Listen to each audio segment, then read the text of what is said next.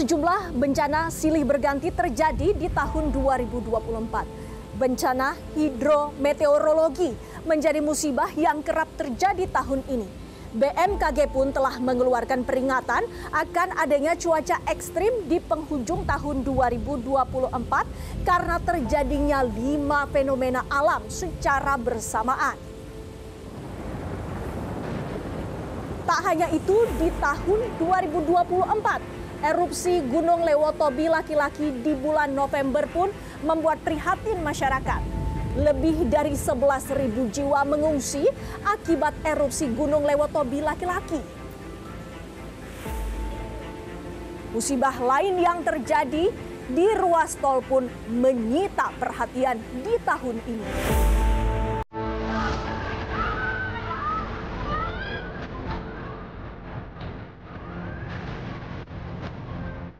Sejumlah bencana silih berganti terjadi di tanah air.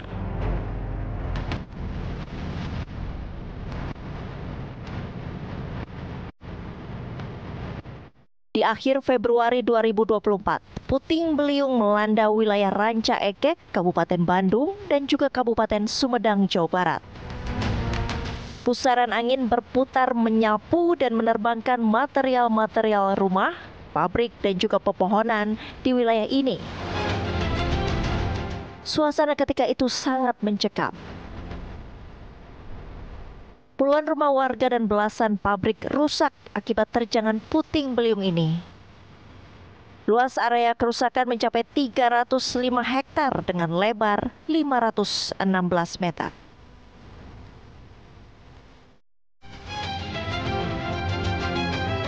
Selang beberapa bulan, bencana banjir bandang melanda Sumatera Barat. Bencana yang dipicu hujan lebat dan luapan aliran sungai ini terjadi di sejumlah titik di Sumatera Barat, diantaranya Agam, Tanah Datar, dan Padang Panjang. Bencana dahsyat ini meluluh lantakkan rumah-rumah warga dan fasilitas umum termasuk jalur transportasi. Korban jiwa dalam bencana ini mencapai 40 orang. Di penghujung tahun, bencana hidrometeorologi kembali terjadi. Awal Desember ini banjir bandang menerjang Sukabumi. Sebelumnya, BMKG telah mengingatkan adanya potensi bencana di penghujung tahun 2024 akibat 5 fenomena alam yang terjadi bersamaan.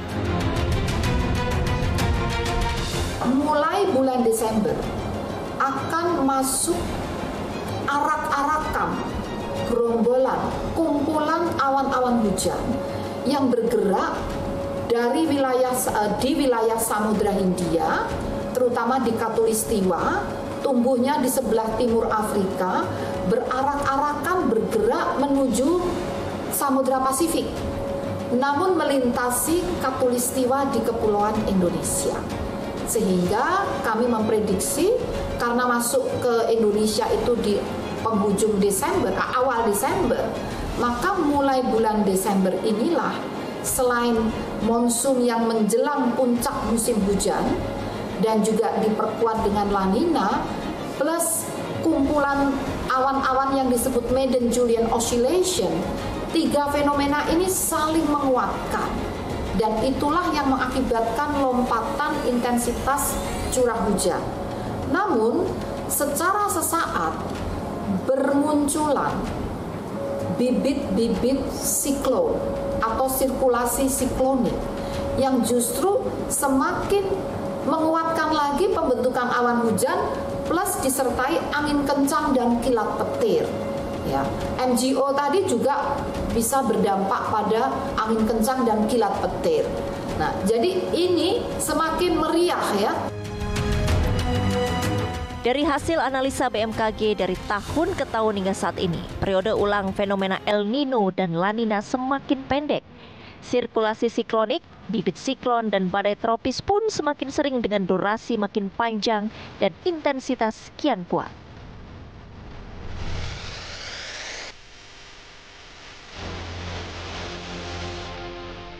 Gunung meletus, gunung meletus, baru gunung meletus.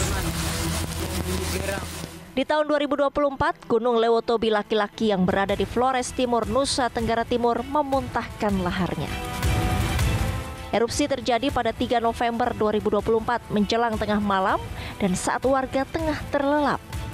10 orang warga meninggal dunia dalam bencana tersebut. Debu vulkanik dampak erupsi Gunung Lewotobi laki-laki ini mencapai Pulau Lombok. Akibat erupsi gunung ini, lebih dari 11.000 jiwa mengungsi. Mereka berasal dari Kabupaten Flores Timur dan Kabupaten Sika, wilayah yang paling terdampak.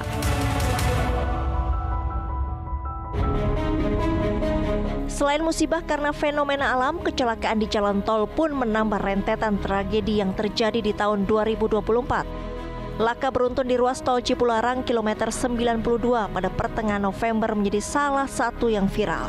Sebanyak 19 kendaraan terlibat dari tabrakan beruntun akibat truk yang mengalami remblong. Ruas tol Cipularang di kilometer ini kerap menjadi lokasi kecelakaan. Titik kecelakaan itu kan di situ-situ saja ya. Artinya kalau demikian mungkin itu terkait juga dengan struktur jalan. Nah, struktur jalan sangat dipengaruhi oleh kontur tanah. Bagi mereka yang sudah tahu tentang struktur tanah sejak awal memang sudah mengingatkan bahwa ini perlu disikapi secara hati-hati. Jadi bukan sekedar karena pengemudinya, tetapi juga karena struktur jalannya itu sendiri. Karena itu yang perlu dilakukan saya kira adalah mitigasi resiko secara konstruksi ya, yang perlu dilakukan oleh operator jalan tol yang menangani di wilayah tersebut. Apakah kontur tanahnya itu sangat berpengaruh atau bagaimana atau tidak? Bagaimana dengan bangunan jalannya itu sendiri? Kalau dari orang-orang transport kan selalu menyarankan di jalan-jalan yang menurun misalnya itu dibuatkan pulau penyelamat sehingga ketika terjadi kecelakaan itu bisa diarahkan kepada pulau penyelamat itu. Itu contoh bagaimana memitigasi risiko terhadap konstruksi jalan itu. Akankah adanya mitigasi konstruksi jalan dapat mengurangi jumlah kecelakaan di ruas tol?